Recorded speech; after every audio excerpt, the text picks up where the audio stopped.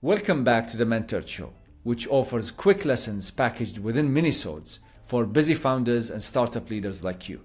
I'm Adel, and I'm being mentored live and unscripted by Ed, who's built, sold, turned around, and scaled startups all the way to the New York Stock Exchange. He's based in the US, a developed economy, and I'm based in Dubai, a hub within an emerging economy, and we compare notes.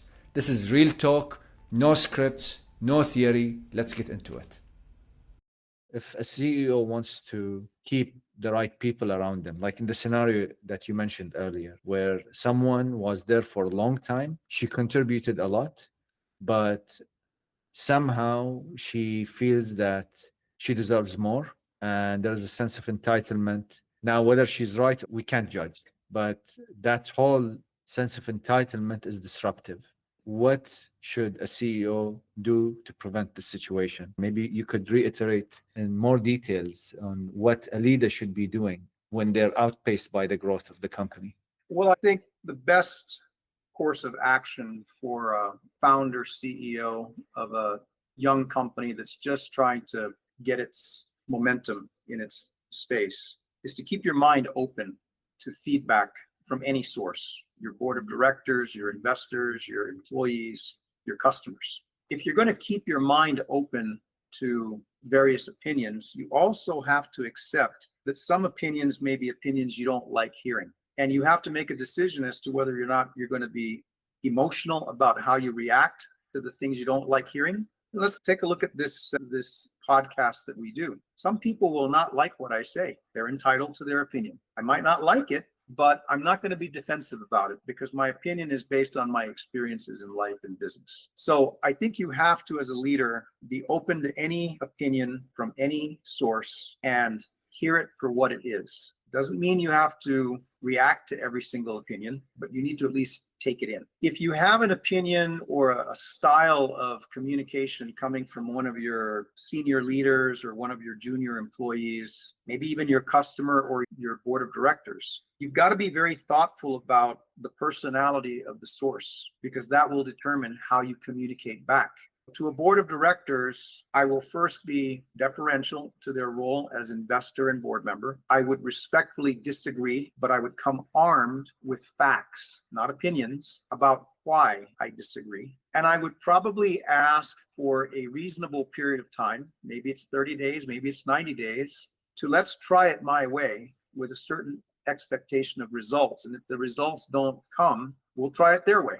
Right? There's a way of compromising. If I was an employee, early employee, maybe a senior level manager, I think the same way. What's the personality of my CEO? Do they want to hear opinions? Do they want to be challenged? What's my best way of delivering the message? And again, come armed with facts, not opinions. I got to take all the emotional feelings out of the equation.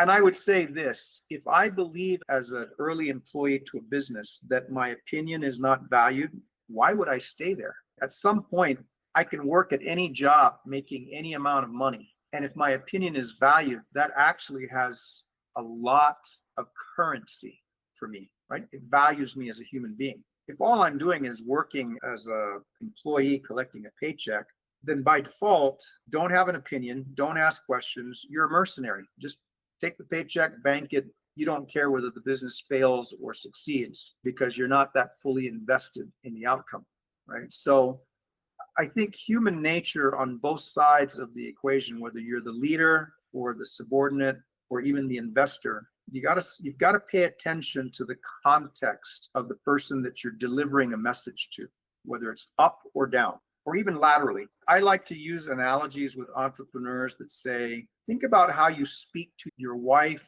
or your child about big issues in the family, right? You can either be a big hammer and force it down people's throats, or you can not make a decision and everybody is in chaos because they're all looking for a decision to be made. But you deliver the message and you engage in the conversation based on, are you speaking to your wife? Are you speaking to your child? Are you speaking to your brother or your sister or your mother? You're doing this all the time in personal life. Why would you not do the same thing in business life?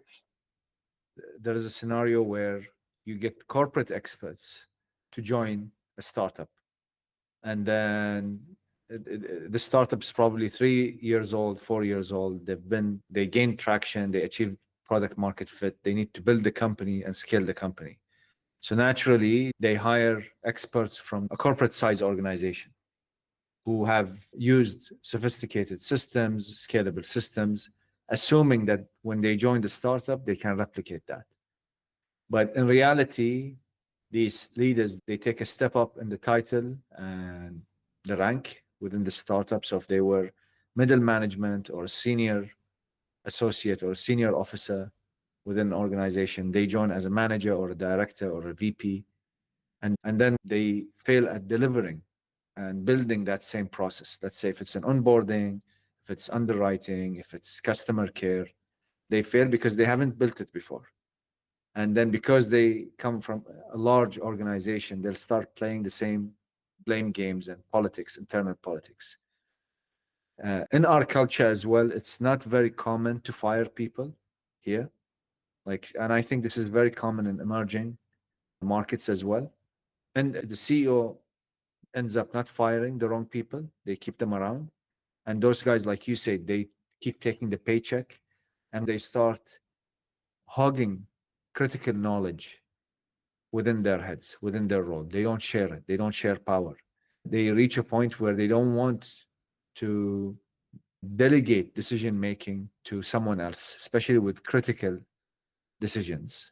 They're worried that someone will make a mistake. But if you do that for too long, that means you're sacrificing the business continuity and scalability of the business. If I am that leader and I join the organization, how can I avoid becoming that leader? This topic comes up with so much frequency across the globe in places that I've personally worked and provided advice. I would say, think about the following. You're an entrepreneur, you've got an idea that you think is going to be incredibly valuable to the market that you target. And if you take a step back, if you can take a step out of your body for a moment and think about that point in time when you came up with this idea and collected all of the information from various resources to validate that your idea is actually a good idea, not just a crazy idea, but a really good idea. At that moment in time, when you've convinced yourself that you have something to go forward with to raise money, to build value, to deliver a product or a service that people want, at that moment, you have a very pristine canvas of a company. Because the minute you form your company, you're the only person in it. Maybe you have a co-founder or two co-founders that are very like you, very similar to you. You have a blank, pristine canvas of corporate culture, right? Corporate culture emanates from the founder or founders. And I think it's really important in the very, very early days of a company's formation to ask the question of the founder, what does my business stand for? My business stands for hearing all opinions from whatever source they come from. I stand for transparency in how I do business. My pricing is transparent. My refund policies are transparent.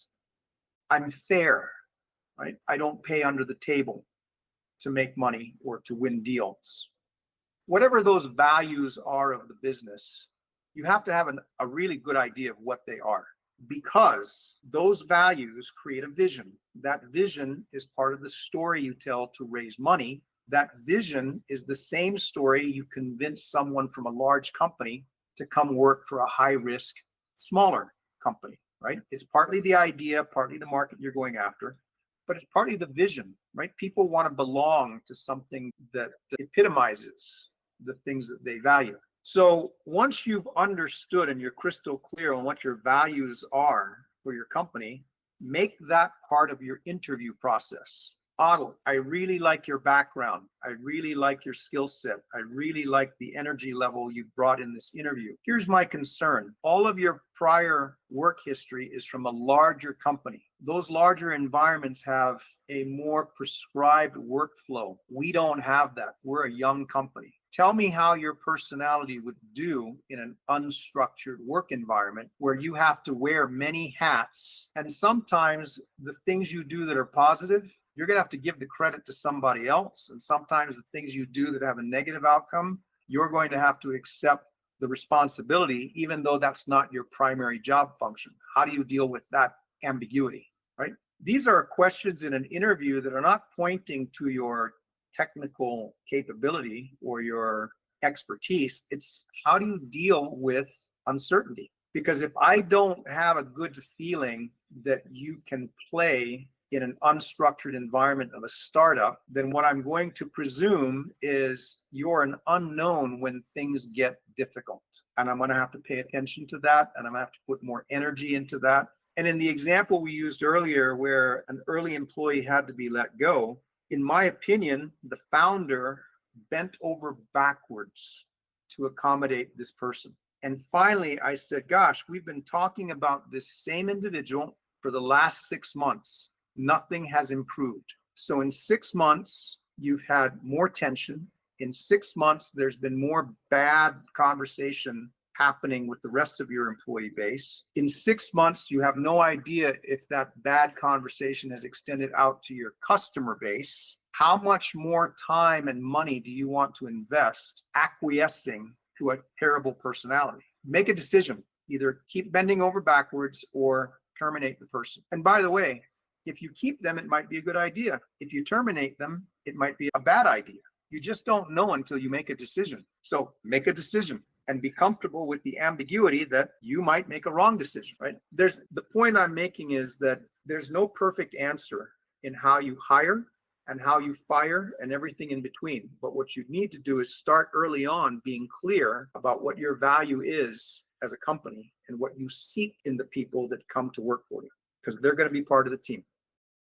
That's it for this minisode. Big thanks to Ed and to all of you for tuning in. If this sparked something, hit subscribe so you don't miss the next one, and make sure you share it within your network. Got a question for Ed? Drop it within the comments. See you next time.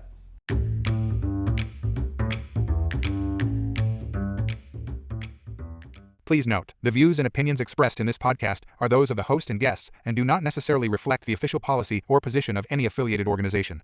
The content provided is for informational purposes only and should not be considered as professional advice.